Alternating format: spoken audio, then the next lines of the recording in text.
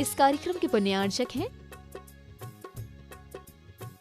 जयंती परिवार अलवर राजस्थान।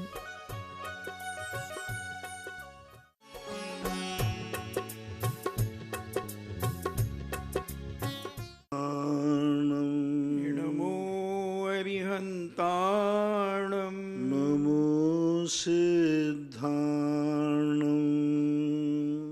नमो सिद्धाणं नमो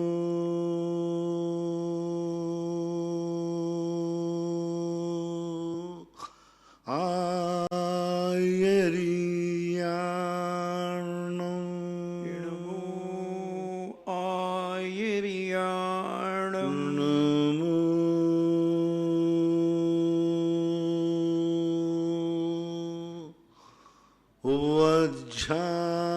वज्झायाणं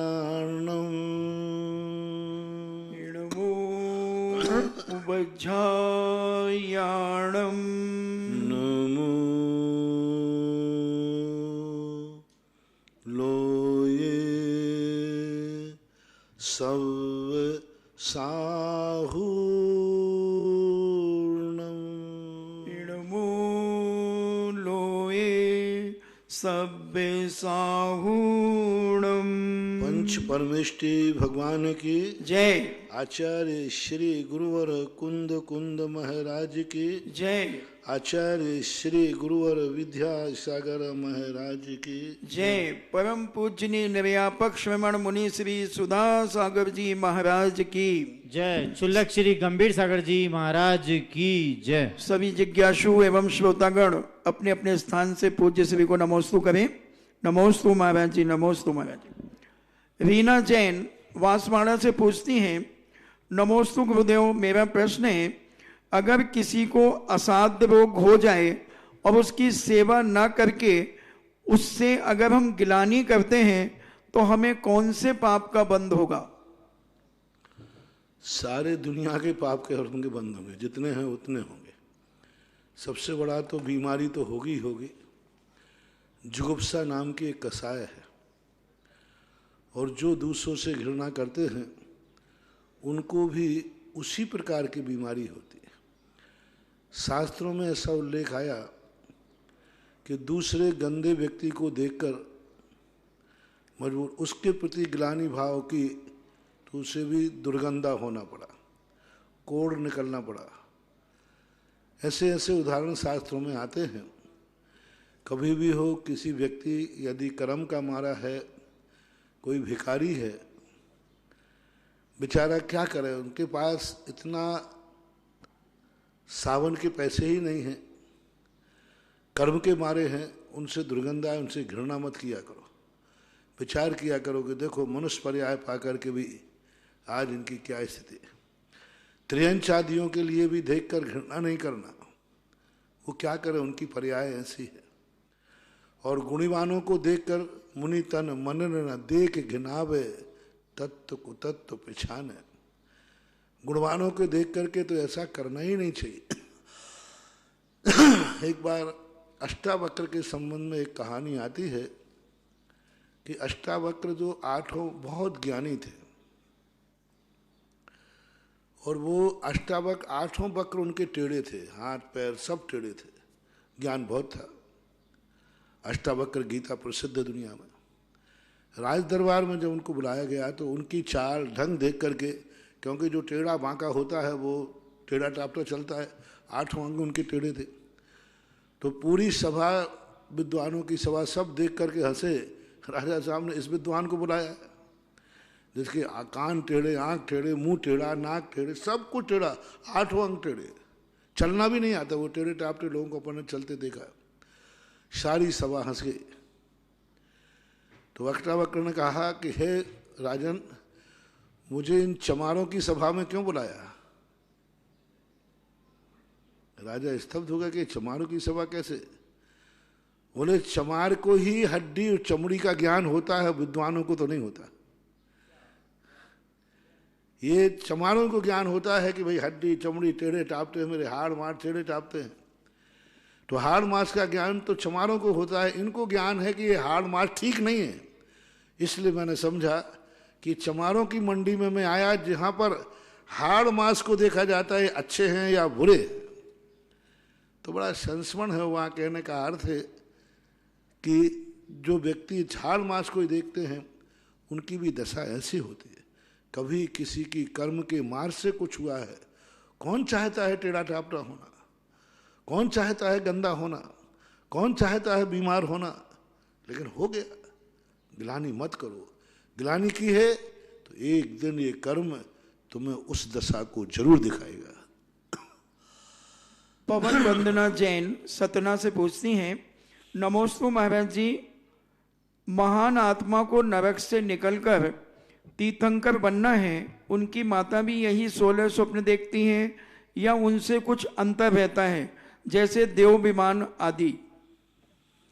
वहाँ के संबंध में अलग से कोई जनागम में उल्लेख नहीं पाया गया, लेकिन एक उल्लेख से न्याय लगा सकते हैं कि वो भी विमान ही देखेंगे।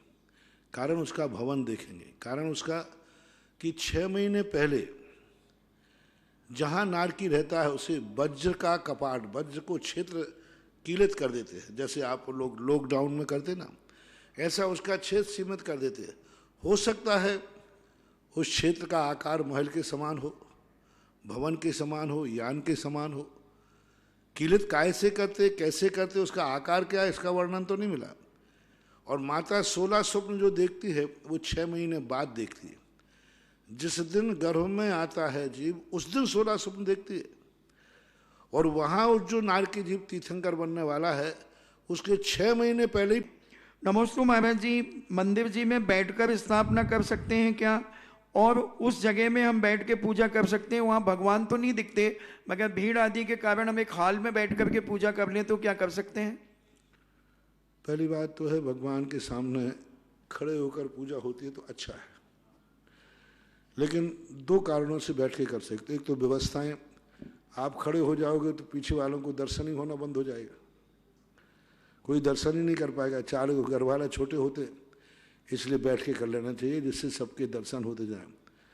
किसी परिस्थिति बस अपन यदि नियत को बदलते हैं तो उसमें कोई दोष नहीं आता।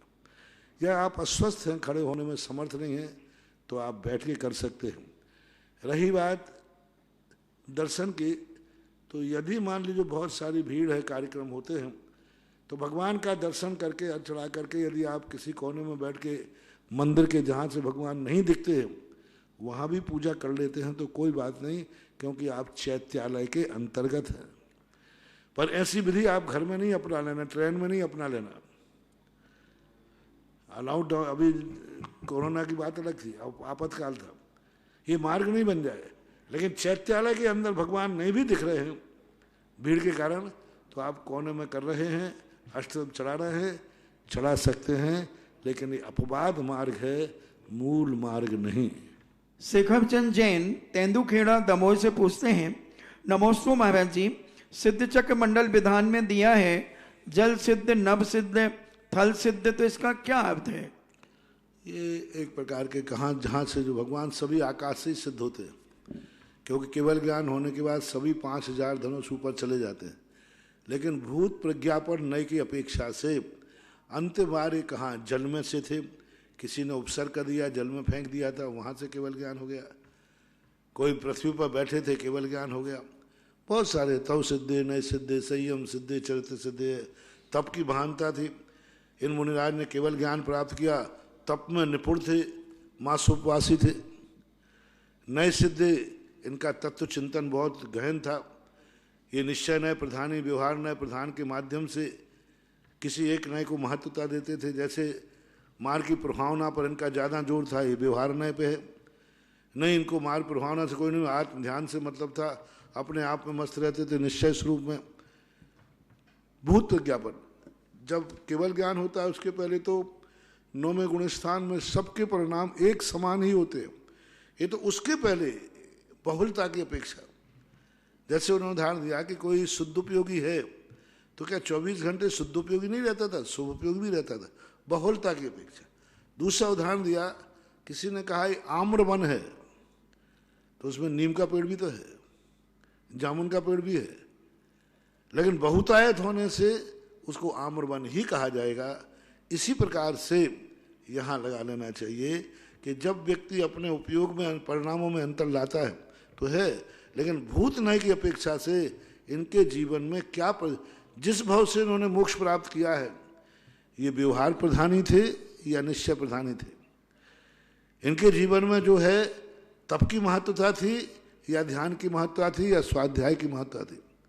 तो ऐसे इनको भूत नय की अपेक्षा से जल थल सिद्ध नव सिद्ध नय तप चारित्र सिद्ध, चारित्र में बहुत बड़े बड़े अच्छे अच्छे चारित्र पालते थे। परिहार विशुद्धि संयम है, सुख साम, सब चारित्रों में निपुण थे। तो ये समझना चाहिए। मधु दिनेश जैन पिशनारी की मड़िया से पूछते हैं, नमोस्तु महाराज जी, मंदिर जी में कम से कम कितना समय धर्म ध्यान में लगाना चाहिए? कम से कम पूछते हो? कम से कम तो हमारे शास्त्रों में लिखा नहीं, अधिक से अधिक जरूर लिखा है। कम से कम में तो आपके ऊपर है, और कम से कम तो इतना है, कायदा से 3 पुरुषार्थ आप लोग करते हो तो 24 घंटे का बंटवारा करना चाहिए। 8 घंटे कमाना चाहिए, 8 घंटे कमाए हुए का उपभोग करना चाहिए, और 8 घंटे अगली बार कमाने के लिए धर्म ध्यान करना चाहिए। 8 घंटे कम से कम, आध घंटा नहीं बोलता हूँ, 8 इतने घंटे 24 घंटे में धर्म ध्यान करना चाहिए। ये बराबरी का सौदा है। नहीं है तो कम से कम उस व्यक्ति को जो आवश्यक में समय लगता है उतना समय तो लगाना ही चाहिए। नमोस्तु महाराज जी, राजीव जैन शिवरार्थी हमारे पाटन से पूछते हैं, कोटि कोटि नमन, योग निरोध भी समाधि में एकार्थवाची नाम है क्या? नहीं, अंतर। समाधि अलग चीज है। समाधि के संबंध में अलग प्रकार की बातें कहें। अपने मन को बहिर्ता से रोकना, बहिर्मुखी से रोकना, वो समाधि है। अपने में समा जाना। योग निरोध में तो बिल्कुल मन वचन काय का आलंबन ही नहीं लेना। योग निरोध तो मात्र 13वें गुण स्थान में जाकर के होता है केवली, लेकिन समाधि 6ठे 7वें गुण स्थान से शुरू हो जाती है। समाधि में अपने परिणामों को बाहर से हटा करके अपने चिंतन में जाओ, अपने आप का चिंतन करो। योग निरोध में ऐसा नहीं, अपने आप में तो वो है ही केवल ज्ञानी हो गया। अब जो मन वचन काय की 9 कर्मणाओं का आलम्बन चल रहा है उसको त्यागने का, दोनों में अंतर है। कंचन जैन वहली पटनागंज से पूछती हैं, नमोस्तु महाराज जी, आपने जो तीर्थंकरों के जाप दिए हैं तो उनके हम क्या प्रतिदिन सारे जाप कर सकते हैं? कर सकते। महेंद्र जैन इंदौर, गुरुदेव नमोस्तु, ईमानदारी और बेईमानी देखने में साधारण 2 शब्द है, लेकिन इन 2 शब्दों में पहले शब्द में स्वाभिमान, सम्मान, आत्मसंतुष्टि मिलती है, लेकिन कड़े संघर्षों के बाद वही दूसरे शब्द बेईमानी में खोलता, अहंकार, झूठी प्रशंसा, सम्मान, लेकिन पोल खुलने पर अपमान, तिरस्कार और जिल्लत मिलती है। महाराज जी, फिर क्यों लोग छोटे छोटे स्वार्थों, लालची के कारण बेईमानी कर बैठते हैं? अब देखो, ये सब बातें तो ऐसी हैं कि तुम्हारे ऊपर है। माचिस की काड़ी दीप जलाने के लिए बनी थी, अब उससे कोई आग लगा देवे तो माचिस की काड़ी क्या करे? नोट तुम्हारे लिए बना था विनिमय के लिए, अब उसी नोटों से कोई गलत पाप करे तो क्या करे? आँख बनी है कि जीवों को देख के चलो, तुम जीवों को और विनाश कर देते हो। तो कोई भी चीज़ अच्छे के लिए बनती है तो उसका दुरुपयोग किया जा सकता है। ये वस्तु का दोष नहीं है, ये तुम्हारा खुद का दोष है। निर्माता का दोष नहीं है, उपभोक्ता का दोष है, ऐसा माना चाहिए। मंत्रों के संबंध में जो अभी प्रश्न आया है, तो मंत्रों को अच्छे ढंग से जाप करना है, ध्यान करना है, और उनके लिए सबसे बड़ी चीज़ है विशुद्धि भाव। जिस भगवान को लेकर के अपन जाप करते हैं उनके साथ हमारा मन एकाग्र होना चाहिए। जाप जो है उच्च उच्चारण में नहीं होना चाहिए। जाप जो है बुदबुदा सकते हो,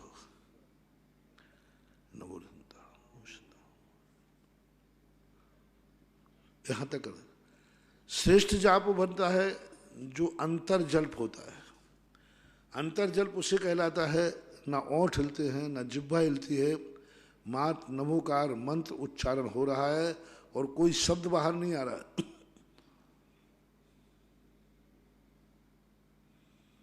साक्षी बनता है, नमोकार मंत्र को देखता है। नमो अरिहंत बोल नहीं रहा है, नमोकार मंत्र बना रहा है। नमो वास्तविक तो वही है। बिल्कुल अंतर चेतना में ढूंढ करके मात्र उसको साक्षी बना रहा है और जाप हो रहा है। एक बार नमोकार मंत्र देखा, दूसरी बार देखा, शब्दों में उच्चारण, ओंठ भी नहीं हिले, दांत भी नहीं हिले, तालू भी नहीं हिले, शब्द बने ही नहीं। इसको बोलते अंतर्जल्प। जाप का सर्वश्रेष्ठ स्थान है अंतर्जल्प।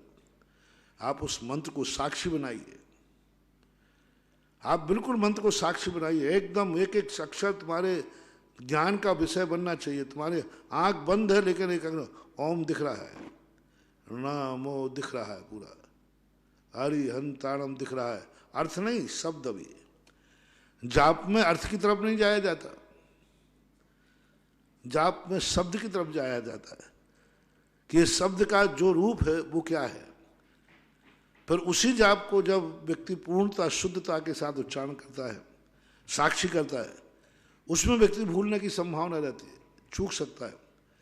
तो फिर धीरे धीरे वो ओंठ नहीं हिलाएगा, अंदर अंदर बुदबुदाएगा। उसमें भी व्यक्ति भूल जाता है या प्रमाद आता है तो ओंठों से बुदवाएगा। बाजू वाले को सुनाई नहीं पड़े, बाजू वाले को सुनाई पड़ रहा है तो फिर वो जाप की कोटि में नहीं आएगा।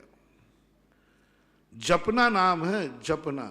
जपना का अर्थ होता है अंतर्जल्प, जपो जपो। और यदि उच्चारण हो रहा है, बाजू में कोई सुन रहा है, तो फिर वो जाप नहीं, वो कीर्तन है, पाठ है।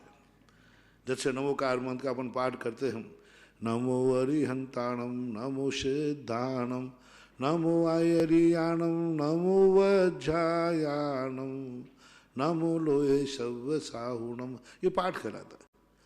तो वही मंत्र है।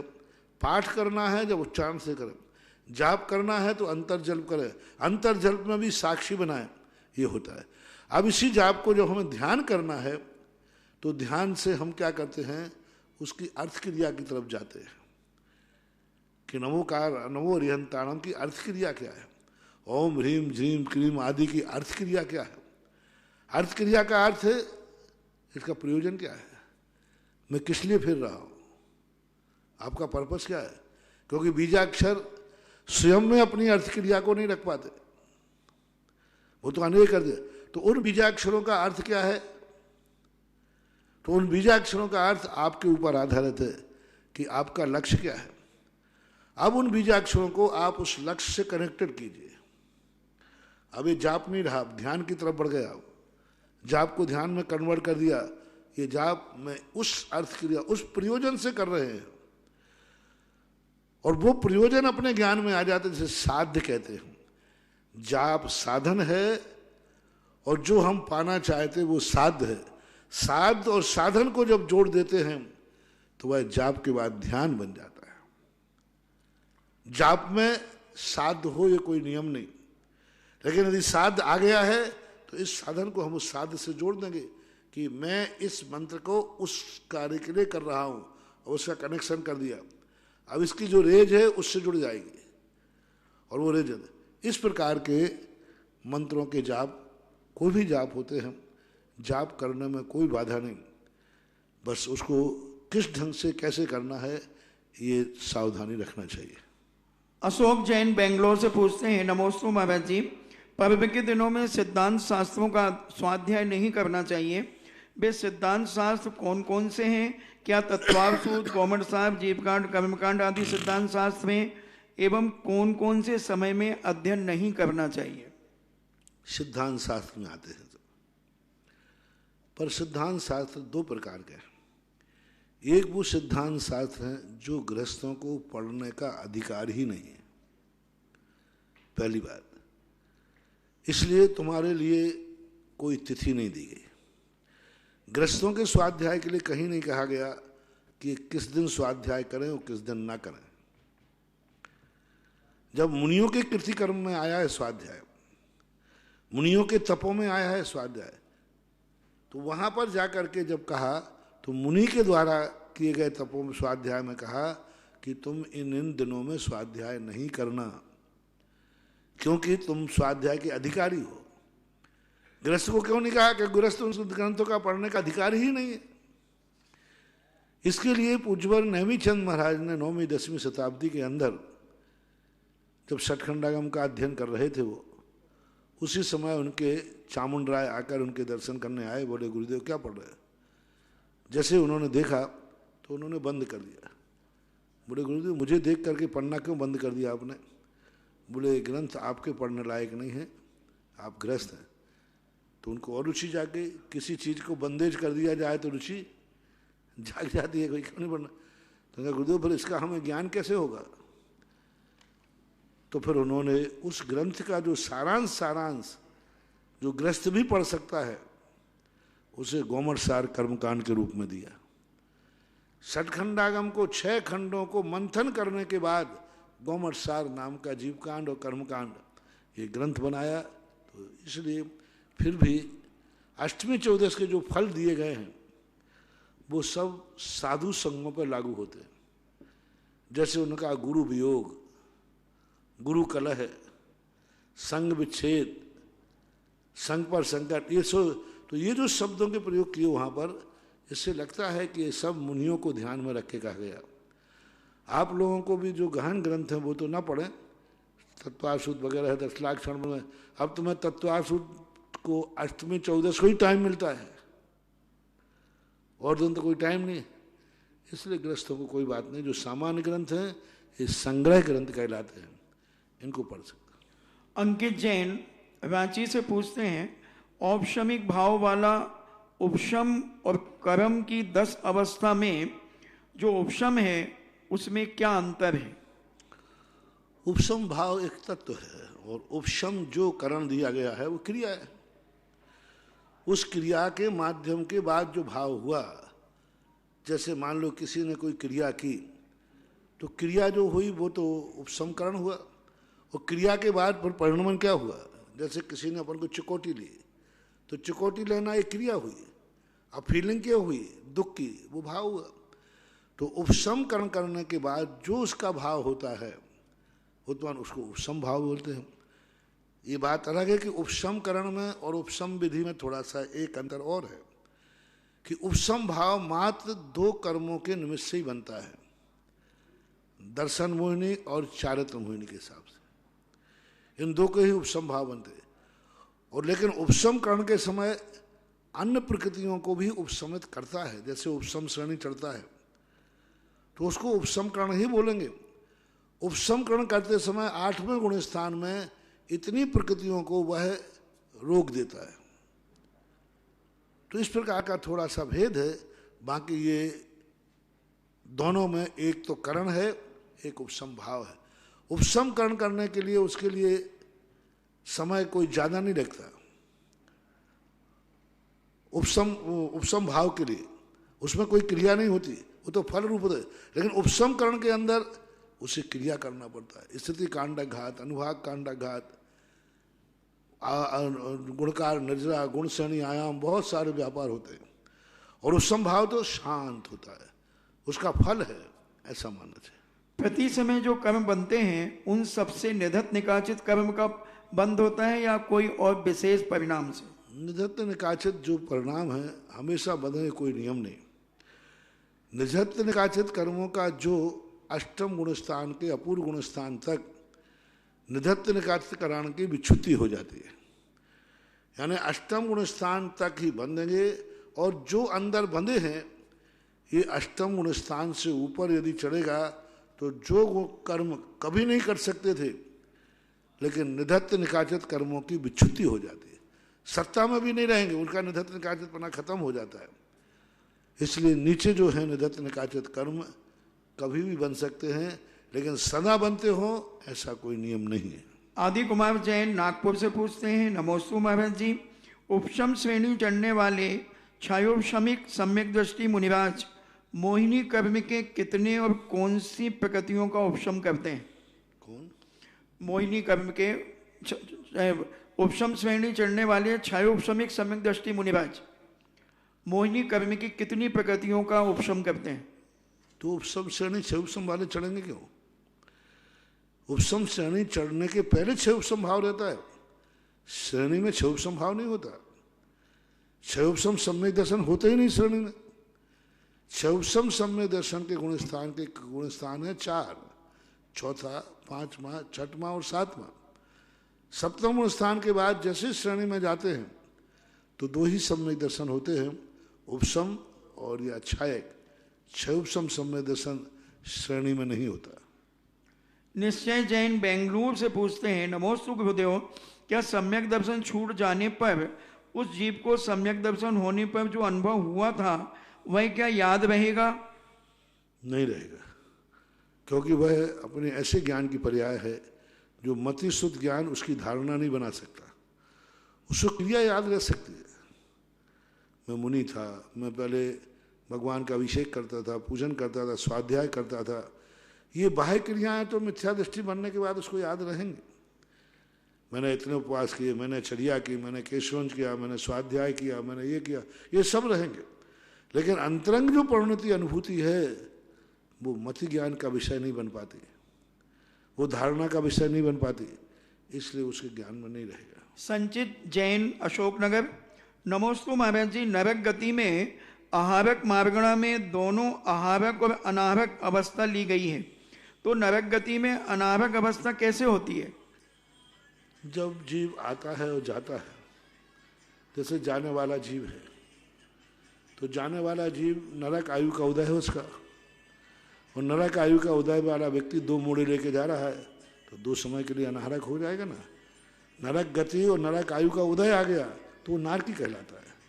यानी विग्रह गति में ही वह व्यक्ति नारकी हो जाता है, क्योंकि दोनों का उदय आ गया। तो उस अपेक्षा से वहाँ पर अनाहरक दशा घटाई है। आने की अपेक्षा तो फिर मनुष्य गति या त्रिंश गति हो जाती, जाने की अपेक्षा मानना, विग्रह गति की अपेक्षा। तृप्ति जैन मुजफ्फरनगर से पूछती हैं, नमोस्तु महाराज जी, गज कुमार मुनिराज कौन थे और यह किस काल में हुए? गज कुमार मुनिराज जो थे राजकुमार थे, लेकिन अब वो काल के संबंध में बहुत सारे विकल्प आते। एक बार और प्रश्न आया था कि उनके तीर्थंकर का नियत काल सही नहीं मिल पा रहा है कि उनका नियत काल कौन सा माना जाए, खोज का विषय है। किस शास्त्र में इनका वर्णन दिया गया है? शास्त्र में तो आराधना कथा को उसमें तो गज, हाँ, गज कुमार के संबंध में हरिवंश पुराण में भी आया है। और मुझे दिखता है कि गज कुमार का एक प्रसंग वहाँ आया है, पूरा स्मृति में नहीं आ रहा है। यदुवंशियों में नेमिनाथ के परिवार में से कोई नाम है अब, लेकिन वो गज कुमार वही हैं, कौन है ये थोड़ा विषय है। गज कुमार की हरिवंश पुराण में भी एक कथा आती है, हुआ वैसे ही है, उनके साथ भी उपसर्ग हुआ, अग्नि का उपसर्ग हुआ, लेकिन वो गज कुमार जो प्रसिद्धि में आते हैं उसके संबंध में थोड़ा विचारने विषय। दूसरा प्रश्न है महाराज जी, जो जिज्ञासा है कि तीसरे और चौथे काल में जब मुनिराज दीक्षा लेते थे तो क्या वह भी अपने गुरु की आज्ञा से विहार करते थे? उस समय की स्थितियां 2 थी, क्योंकि उस समय लोग इतने समर्थ होते थे कि उन्हें गुरु की जरूरत नहीं पड़ती थी। वो अपने आप में स्वयं प्रायश्चित लेते थे, स्वयं समर्थ होते थे। स्वयं भी दीक्षाएं हुई है चौथे काल में, जाके जंगल में गए, केशवंश कर लिया, दीक्षा ले ली। तो वहाँ लेकिन जो हीन संगन वाले होते हैं उस समय भी गुरुओं से दीक्षा होती थी। चतुर्थ काल में ही तो कंकणाचार्य 700 शिष्यों के गुरु थे। चौथी काल तो था, नमीनाथ भगवान के समय के काल का है। 700 मुनि एक साथ विहार कर रहे हैं, कंकणाचार्य उनके गुरु थे। और एकल विहार का भी उल्लेख मिलता है कि स्वयं दीक्षा लेकर के भी। तो वो जिनकल्पी जो होते हैं, जिनकल्पी का अर्थ होता है जो अपने जीवन में किसी प्रकार का प्रतिकार नहीं करते, हर संकट को सहन करने की क्षमता है वे। और जो स्थिर कल्पी होते हैं उनके गुरु होते हैं, गुरु से आज्ञा लेकर ही विहार करते हैं। अजित जैन भोपाल से पूछते हैं, नमोस्तु महाराज जी, उमा स्वामी जी महाराज के तत्वाव सूत्र में आगम का सागर भरा है, पर जीव को मनुष्य गति के कुल 48 भाव मिलने का 357 सूत्र में कोई जिक्र नहीं है। कृपया कर किन किन ग्रंथों में इसका उल्लेख है समाधान करें। तत्वार सूत्र ग्रंथ में 357 सूत्र में तत्वार सूत्र में, तो उनमें कहीं भी तत्वार सूत्र में मनुष्य गति के 48 भावों की चर्चा नहीं है। तो ये कौन से ग्रंथों में मिलेगा? उनके टीकाकारों में, जो टीकाकार हैं, जो पूज्यपाद स्वामी हैं, पूज्यपाद स्वामी की सरवार सिद्धि में इसको संकेत दिए हैं, और ग्रंथों में भी हैं। लेकिन ये जो भाव दिए हैं, जो कम मनुष्य भाव के लिए, इतने ज़्यादा भी बहुत दे दिए। एक भाव ही देना चाहिए, जिनको मोक्ष जाना है तो जाओ, नहीं तो वापस आ जाओ, है ना। मनुष्य भाव मात्र मोक्ष जाने के लिए है, लेकिन फिर भी बहुत भाव दे दिए हैं। है शास्त्र में वर्णन है। इसके संबंध में भी दो विचारधारा है। इसके संबंध में कोटि प्रतिशत प्रमाण का दिया, तो 3% के अर्थ लिए है। 16-16 का भी आता है, 45-45 का भी आता है, और एक 96 पूर्ण कोटि का भी आता है। तो ये 3 जब प्रतिशत की संज्ञाएं हुई हैं, तो कई आचार्यों ने 16-16 मान ले, और कई में जब स्पर्श मारना घटाई तो वहाँ पर जाकर के 45 पूर्ण कोटियाँ भी मानी एक की, यानी इनके वर्णन में अलग अलग है, लेकिन 16 वाला प्रचलन में ज़्यादा है। महेंद्र कांशल अशोकनगर से पूछते हैं, सिद्धों के अनंत चतुष्टय और हमारे अनंत चतुष्टय में क्या अंतर है? उनके व्यक्त हैं, हमारा बुझा हुआ दीपक है, उनका जलता हुआ दीपक है, ये अंतर है। घी से वो भी भरा है, घी से ये भी भरा है, बाती इसमें भी है उसमें भी है, लेकिन वो जले हुए दीपक हैं जो सुपर प्रकाशी हैं, और हम बुझे हुए दीपक हैं। दिन में और रात में क्या अंतर है? प्रकाश में और उजेले में क्या अंतर है? जो प्रकाश उजेले में अंतर है, वही हमारे चतुष्टय में और केवली भगवान के चतुष्टय में अंतर है। और कितना सरल उदाहरण, जलता दीपक, बुझा दीपक, दीपक दोनों ही है।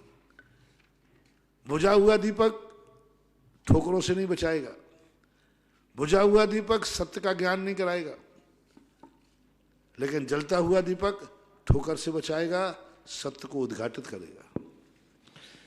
परम पूज्य आचार्य गुरुवर्सन शिरोमणि 108 विद्यासागर जी महामुनिराज के परम प्रभावक शिष्य जगत पूज्य निर्यापक समन मुनि पुंगव श्री सुधासागर जी महाराज के पवित्र पावन चरणों में जिनवाणी चैनल, सुधा कलश चैनल की ओर से देख रहे सभी श्रावक श्राविकाओं की ओर से परम पूज्य श्री के चरणों में कोटिशः नमोस्तु नमोस्तु नमोस्तु गुरुवर।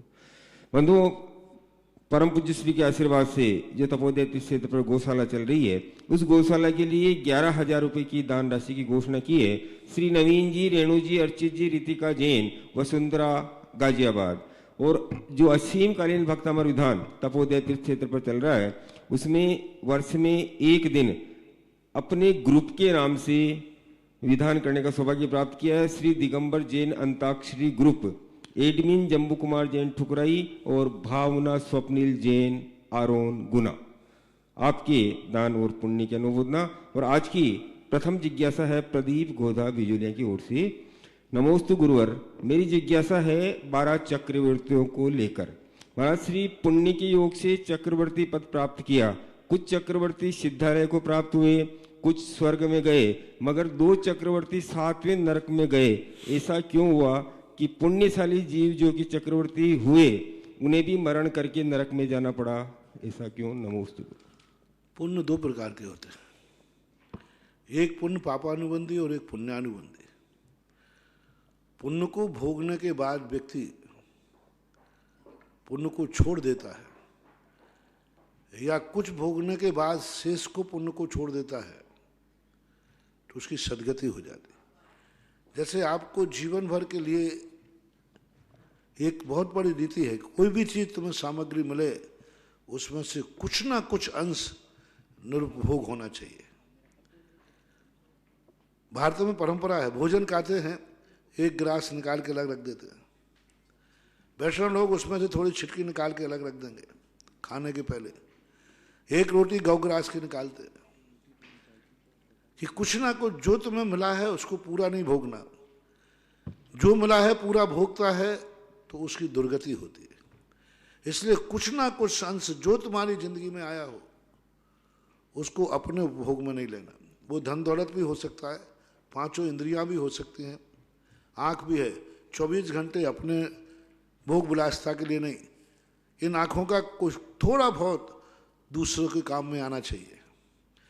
अपनी ही जिंदगी नहीं बचाए, किसी दूसरे की भी जिंदगी बचाना चाहिए।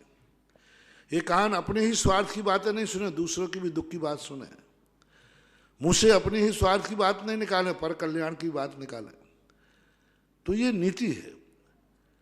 और काल की अपेक्षा भी, मान लीजिए तुम्हें 100 साल की जिंदगी मिली और 100 साल तुम चक्रवर्ती रहोगे, तो कुछ साल तुम चक्रवर्ती पद का त्याग करो, इच्छापूर्वक त्याग करो। चक्रवर्ती जीवन भर के लिए बनता है, मृत्यु के अंतिम क्षण तक के लिए। लेकिन जो ज्ञानी चक्रवर्ती होता है वो मरने के पहले ही चक्रवर्ती पद छोड़ देता है। चक्रवर्ती है, छोटी सी उम्र बची है, मैं अब चक्रवर्ती के भोगों की संपदा को छोड़ता हूं।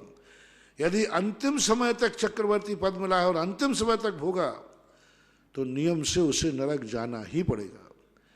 इसलिए हम बार बार आप लोगों को शास्त्रों में कहते हैं, जो भी वस्तु तुम्हें संसार में उपभोग के लिए मिली है पुण्य से, उसका कुछ ना कुछ उपयोग आप दूसरों के लिए किया करें। दूसरे दो हैं, पुण्यवान या पुण्यहीन। जीवन भर यदि तुम्हें सुख मिला है, पूरा जीवन सुख में व्यतीत मत करो, उसमें से कुछ त्याग करो। तो जितने चक्रवर्ती, 8 चक्रवर्ती हुए, ये भी जीवन भर के लिए चक्रवर्ती थे, लेकिन पूरे जीवन के पहले ही उन्होंने चक्रवर्ती पद को छोड़ दिया और मुनि दशा धारण कर लिया। और वो 2 चक्रवर्ती है, वो मृत्यु के अंतिम समय तक चक्रवर्ती पद को भोगते रहे। और दूसरी बात, उस चक्रवर्ती पद के साथ भी कुछ और घटनाएं होती हैं, विनाशकालीन विपरीत बुद्धि हो जाती है, ऐसा माना जाए। अनिल जी पटवारी बिजुलिया की ओर से जिज्ञासा है। पूज्य गुरुवर नमोस्तु। मेरी जिज्ञासा है कि नारकी जीवों के सदा अशाता वेदनीय कर्म का उदय रहता है, तो मेरा प्रश्न ये है कि संसार में जीव को साता व असाता दोनों कर्म का बंध करता है, फिर नरकों में अशाता कर्म ही क्यों उदय में आता है? साता कर्म कहाँ जाता है? कृपया समाधान करें। सूखे पेड़ जहाँ जलते हैं तो उसके साथ हरे पेड़ भी जल जाते हैं। कई बार जब कुड़की होती है तो 1 नंबर की कमाई भी चली जाती है। इसी प्रकार नरकों में जब व्यक्ति जाता है तो जो साता थी वो भी असाता में परिणत हो जाती है, ऐसा मानना चाहिए। अनिल पहाड़े पेठण से नमोस्तु गुरुवर। महाराज, श्री अभिषेक के बाद जो अर्चना फल चढ़ाते हैं वह कुछ श्रावक भगवान के चरणों को लगाकर चढ़ाते हैं, तो चरणों को लगाना चाहिए या नहीं? कृपया मार्गदर्शन करें। नहीं करना चाहिए। भगवान के चरणों का स्पर्श ही नहीं करना चाहिए उसका। प्रियंका जैन, उत्तरपारा, कोलकाता। मेरे आराध्य गुरुवर को नमोस्तु। गुरुदेव, मेरी जिज्ञासा है कि जब पारसनाथ भगवान के ऊपर कमठ ने उत्सर्ग किया तब वे कौन से गुण स्थान में थे, और जब वीतराग अवस्था में थे तब कौन से गुण स्थान में थे? कृपया मार्गदर्शन। 6ठे 7वें गुण स्थान में तो वो थे ही 8 दिन से, लेकिन अंतिम में एक अंतर्मुहूर्त में वह 8वें, 9वें, 10वें, 11वें नहीं, 10वें से 12वें गुण स्थान में विराजमान थे। 12वें गुण स्थान तक बराबर उपसर्ग हो सकता है, उपसर्ग कर सकता है, लेकिन जैसे ही 13वें गुण स्थान में पहुंचेंगे फिर भगवान अपने आप ही 5000 दिनों से ऊपर उठ जाते हैं, कोई उपसर्ग नहीं कर पाता। अगली जिज्ञासा व्रती श्रावक श्री अशोक जी जैन, पुणे। हमारे आराध्य गुरुवर के चरणों में कोटिशः नमन। गुरुदेव, विश्व की सबसे बड़ी पार्श्वनाथ भगवान की पद्मासन प्रतिमा तपोदय क्षेत्र बिजोलिया में विराजमान है। आपके सानिध्य में इसकी प्रतिष्ठा हुई। जब हम इसका अभिषेक एवं शांति धारा आपके द्वारा पढ़ी जाती है, शांति धारा करते हैं, भगवान के पास ऊपर जाकर के अभिषेक करते हैं और ऊपर धर्णेन्द्र का फण होता है। ऐसा लगता है कि जैसे हम पार्श्वनाथ भगवान के समीप हैं और उनकी वर्गणाएं हमें मिल रही हैं और वो फण ऊपर लगा हुआ है, इस प्रकार की एक विशेष अनुभूति होती है। तो भगवान ये जिज्ञासा है कि आने वाले समय में जो पंचकल्याणक प्रतिष्ठा हो रही है, जहां पर केवल ज्ञान भूमि है, जहां पर भगवान को केवल ज्ञान प्राप्त हुआ था, उस कार्यक्रम में सहभागिता लेकर के लोगों को किस प्रकार के सातिशी पुण्य का बंध होगा और वहां पर ध्यान करेंगे तो किस प्रकार का पुण्य हमें प्राप्त होगा, ऐसी मेरी जिज्ञासा है। बड़े बाबा के फन के नीचे तुम खड़े होते हो तो मैंने इसलिए वहां खड़ा किया कि धर्मेंद्र को ये अकल आ जाए कि भगवान की ही रक्षा नहीं करना है, भगवान के भक्त की भी रक्षा करना है। जय हो गुरुदेव। और क्योंकि वो तो धर्मेंद्र है, वो तो मनुष्यों की भी रक्षा करता ही है। और यह अनुभूति जो मैंने कल कहा था, परसों में कहा था, बड़े बाबा का जो मंदिर बना उससे भी ज़्यादा महत्वपूर्ण अब जो केवल ज्ञान स्थली का वास्तविक रूप बन रहा है, ओरिजिनल पंचकल्याणक है ये। बाकी तो सारे भारत में पंचकल्याणक होते हैं सब भगवानों के, लेकिन आने वाले द्वारा जो पंचकल्याणक है ये वह ओरिजिनल पंचकल्याणक है जो कभी साक्षात इस भूमि पर हुआ था। जय हो। भले 4 कल्याणक यहाँ नहीं हुए थे, लेकिन मध्य का जो केवल ज्ञान कल्याणक है वो यथार्थ रूप में यहाँ घटित हुआ। एक दिन यहाँ चारों निकाय के देव आए थे, शौधर्मंद आया था, कुबेर आया था। तो इस बार जो पात्र बन रहे हैं उनको तो अपने आप भी ऐसे ये बनने को मिलेगा कि वो भूमि पे कभी साक्षात शौधर्मंद आया था, उसी भूमि पर अब स्थापना का आएगा। साक्षात कुबेर आया था, अब भी कुबेर आएगा। साक्षात ईशान सनत कुमार आएगा, अब भी आएगा। साक्षात सारे के सारे 16 इंद्र आए होंगे मुख्य रूप से, वे आज भी आएंगे। बड़ा एक बहुत बड़ा एक रूप है। भले लॉकडाउन के बाद है, लॉकडाउन के समय चल रहा है, भले कितना ही संक्षेप हो, लेकिन वो आनंद जो इसका आएगा वो तो वही चतुर्मुखी जहाँ भगवान बैठे हैं, संभावना है वहीं पर समोषण की रचना हो। वो प्रतिष्ठाचार्य का काम है। तो हर चीज अपने आप में महत्व रखता है, हर चीज की उपयोगिता होती है। जब निज मंदिर का पंचकल्याणक हुआ था तब उसकी उपयोगिता थी मंगलाचरण के रूप में हुआ था। निज मंदिर का मंगला हमने घोषणा की थी उस समय के प्रवचन किसी के पास सुरक्षित हो सुनना, ये मात्र मंगलाचरण है। मैं क्षेत्र की स्थापना नहीं कर रहा हूं, मैं मंगलाचरण की स्थापना कर रहा हूं। ये मंगलाचरण मात्र मानना। मैंने घोषणा की थी मैं इनको अभी मूल नायक घोषित नहीं कर रहा हूं, और मूर्ति पर लिखा भी नहीं मूल नायक, क्योंकि वो तो मंगलाचरण था, वो तो शुरुआत थी, वो तो एक सगुन था। और सगुन के रूप में मंगलाचरण के बाद जिसके लिए किया था वो बड़ा मंदिर था, और बड़ा मंदिर के ऊपर अब जो है वो कलशारोहण है। जय हो। यानी ये उन पंचकल्याणकों में से सबसे ऊपर बैठेगा, सबसे ऊपर स्थान बनाएगा। सारी दुनिया आएगी तो सब चीजें कहीं भी मिल जाएंगी। बड़े बाबा भी कहीं भी मिल सकते हैं, कोई भी बना सकता है, लेकिन केवल ज्ञान स्थली दूसरा कोई नहीं बना सकता। मंदिर बना लेंगे, धर्मशाला बना लेंगे, बहुत इससे बड़ा भी क्षेत्र बना लेंगे, लेकिन केवल ज्ञान स्थली बनाने के लिए तो पारसनाथ ही चाहिए। और केवल ज्ञान स्थली का पंचकल्याणक यहां और भी पंचकल्याणक होंगे। तो हमने पहले ही कहा यदि बिजोलिया तपोदय तीर्थ क्षेत्र की कमेटी हमारे से जुड़ी रही तो ये जिंदगी में कभी साता से नहीं बैठ पाएंगे। जय हो। बैठने भी नहीं दूंगा। एक कभी भी सोचे चलो बड़े बाबा का पंचकल्याणक सोच के सोचा था, अब तो साता हुई 2-5 साल देख लिया। पहले ही मैंने सोचा कि चलो आप ठीक होगा, आप कुछ नहीं करना पड़ेगा, और नहीं में बैठ आप कौन है हो गया। बड़े बाबा का तो 100% सबकी एक थी। अब 5 साल से थी, कब तक 1930 बनेगा 5 बनेगा पुराने चले। कई लोग बड़े बाबा का अंतिम क्या था साल भर पूरी नहीं हुई, पूरी साल नहीं हुआ ये पंचकल्याणक। और इस मंदिर में बैठते सामने सिंध, अब तो क्या होना है यहाँ, कुछ नहीं बस हो गया। बड़े बाबा के बाद तो 100% सबकी एक ही भाव थी। अब 5 साल के लिए तो शांति कब तक रे? वो नंदीश्वर कीर्ति स्तंभ बनेगा, 5 साल में बनेगा। कई नए आ जाएंगे, कई पुराने चले जाएंगे। कई लोगों ने तो बड़े बाबा का पंचरणक अंतिम मान के किया था, क्योंकि अब कोई निकट होते थे। लो साल भर ही हुआ है, पूरे नहीं हुए कब साल भर, पूरी साल भर नहीं हुआ ये पंचरणक। और बन जाओ सुधा सागर के भगत, और बनो, और रोक लो अब। और अब रोक लिया तो अगली साल फिर एक पंच कल्याणक और मिल जाएगा। क्योंकि मेरा तो नियम है, मैं कभी धर्म को पूर्ण विराम नहीं लगाना चाहता हूं। जब तक मेरी घट में श्वास है, धर्म को, तीर्थों को बढ़ाता ही रहूंगा। जय हो गुरुदेव। और मेरे से जुड़ने वाले भक्त, तीर्थ क्षेत्र कमेटी वाले कान खोल के सुने, सारे भारत के जो क्षेत्र मेरे से जुड़ेगा, मैं अपनी जिंदगी में उस क्षेत्र पे कभी टांकी बंद नहीं होने दूंगा। जय हो। कभी ये नहीं कहूंगा कि बस अब पूर्ण विराम हो चुका, इस क्षेत्र में अब मुझे कुछ नहीं करना, कुछ नहीं करना।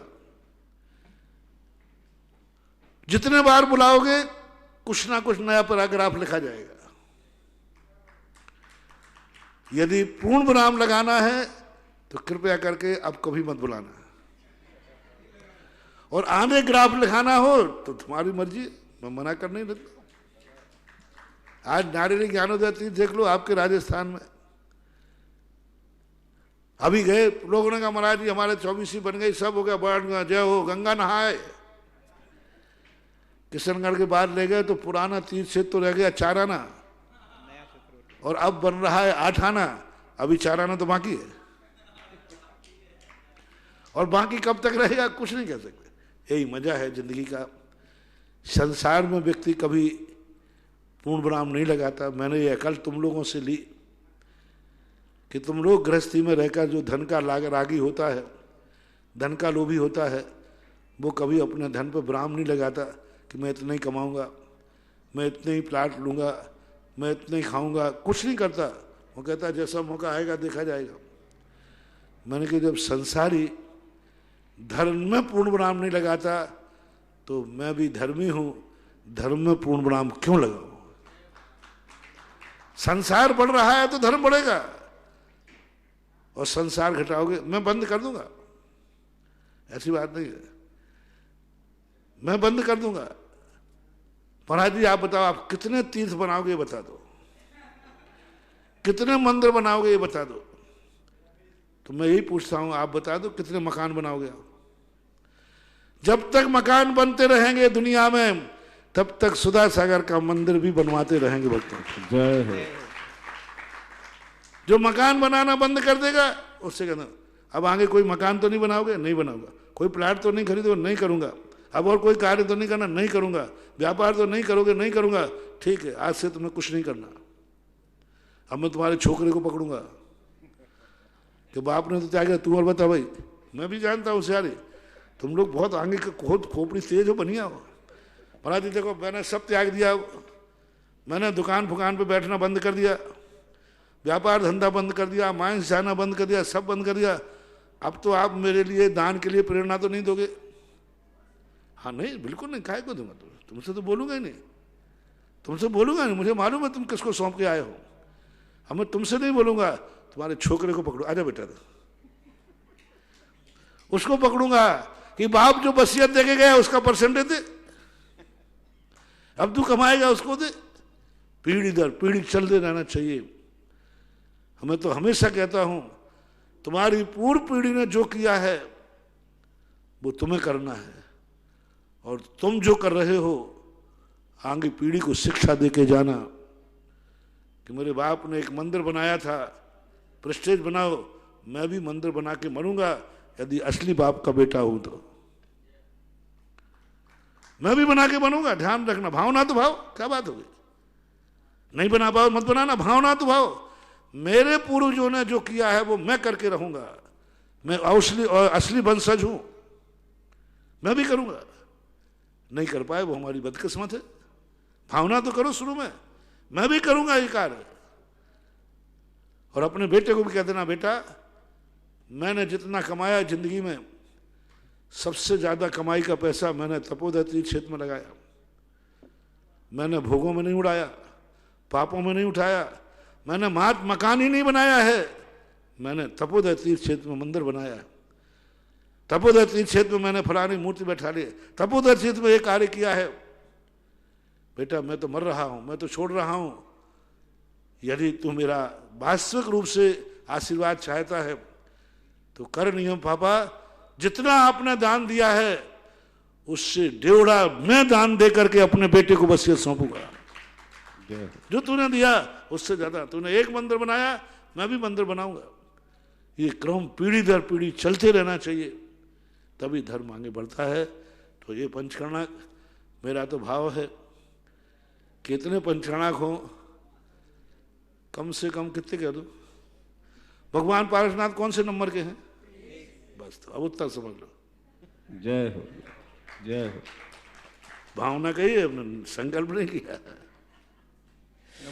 बंधुओं, बहुत पुण्य का अवसर है और पुण्य का उदय भी हम लोगों का अभी है, और खास तौर से मेवाड़ प्रांत और बिजोलिया ग्राम के सभी साधारण बंधुओं का इतना बड़ा पुण्य का अवसर है जो हमें आज ये सौभाग्य प्राप्त हो रहा है भगवान पार्श्वनाथ की केवल ज्ञान भूमि पर, और उसी शिला पर जहां भगवान पार्श्वनाथ ने तप किया और केवल ज्ञान प्राप्त किया।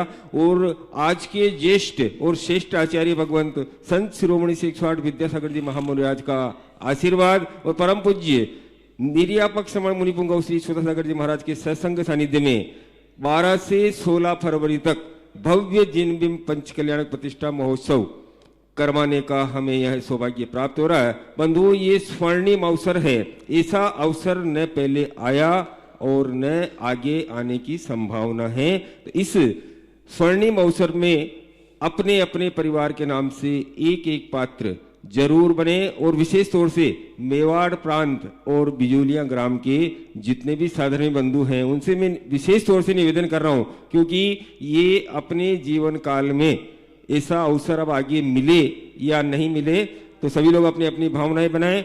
और अगर आप पात्र नहीं बनना चाहें तो पूरे भारतवर्ष से जो यहाँ पर पंच कल्याणक देखने के लिए साधर्मी बंधु माताएं बहनें पधारेगी, उनके भोजन के लिए भी आप पुण्यार्जन का अवसर प्राप्त कर सकते हैं, क्योंकि हम लोग अपने रिश्तेदारों को, परिवारजनों को तो हमेशा भोजन कराते हैं, लेकिन पूरे भारत के जो साधर्मी बंधु हैं उनको भोजन कराने के लिए हम करोड़ों रुपए खर्च कर दें, फिर भी सबको भोजन नहीं करवा सकते। ये एक ऐसा अवसर है कि आप उनको भोजन करवाने का भी सौभाग्य प्राप्त कर सकते हैं। एक दिन के लिए, एक समय के लिए या 5 दिन के लिए अगर कोई परिवार प्राप्त हो तो वो अपना नाम यहाँ तीर्थ क्षेत्र कार्यालय पर लिखवा सकते हैं, और पात्र बनने के लिए भी कार्यालय पे आप संपर्क कर सकते हैं। और महाराज से इसी से संबंधित एक प्रश्न कोटा से देवेंद्र मंजू जी और राजेश जी जैन के बाद तैयार रहेंगे, श्री अशोक जी जैन पुणे। और महाराज श्री,